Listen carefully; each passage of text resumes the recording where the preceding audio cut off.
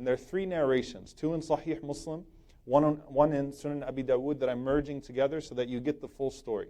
Okay, so it's three narrations put into one, describing the same incident that Abu Mas'ud al-Ansari says happened to him.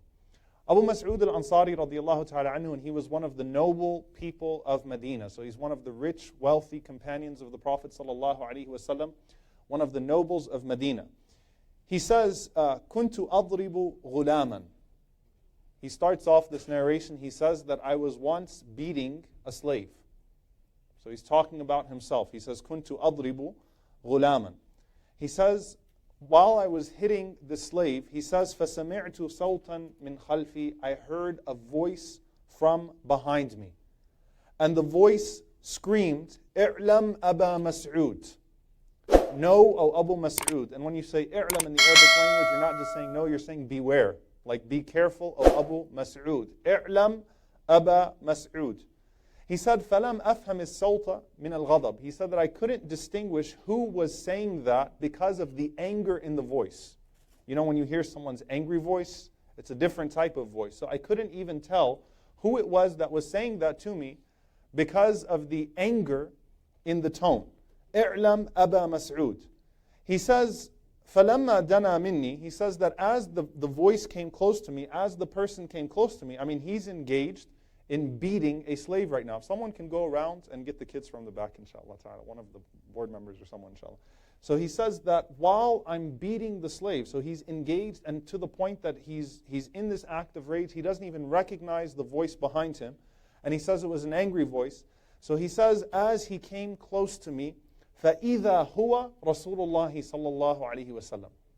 He said, then I noticed that it was the voice of the Prophet sallallahu alaihi wasallam. Can you imagine? He's in this wild rage, beating a slave, and someone is screaming at him, saying, "No, O Abu Mas'ud, be careful, O Abu Mas'ud." And then he comes to find out that it's the Prophet sallallahu alaihi wasallam. So what do you think he's overcome by? I think he does. What do you? He says, فَأَلْقَيْتُ السَّوْطَ مِنْ يَدِي. He says that the whip, I dropped the whip from my hand. And the Prophet ﷺ looked at me and he said, "I'lam Aba Mas'ud." Know, O Abu Mas'ud, أَنَّ اللَّهَ أَقْدَرُ عَلَيْكَ مِنْكَ عَلَى هَذَا الْغُلَامِ. Allah is more capable of doing that to you than you are to that young man. Allah has more power over you than you have over that man. فَقُلْتُ هُوَ حُرٌّ لِوَجْهِ اللَّهِ. So I said to the Prophet ﷺ, "Ya Rasulullah, he's free for the sake of Allah." Immediately he freed him on the spot. فقال, so the Prophet ﷺ said, أَمَا لَوْ لَمْ تَفْعَلْ لَلَفَحَتْكَ النَّارُ أَوْ قَالْ لَمَسَّتْكَ النَّارُ. He said, the Prophet ﷺ said, had you not freed him, then the fire would have engulfed you or the fire would have touched you. A narration says, لَفَحَتْكَ or لَمَسَّتْكَ. So the fire would have consumed you had you not freed that man for the sake of Allah.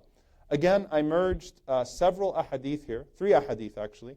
And this narration is narrated throughout the books of hadith. It's authentic through many different narrations.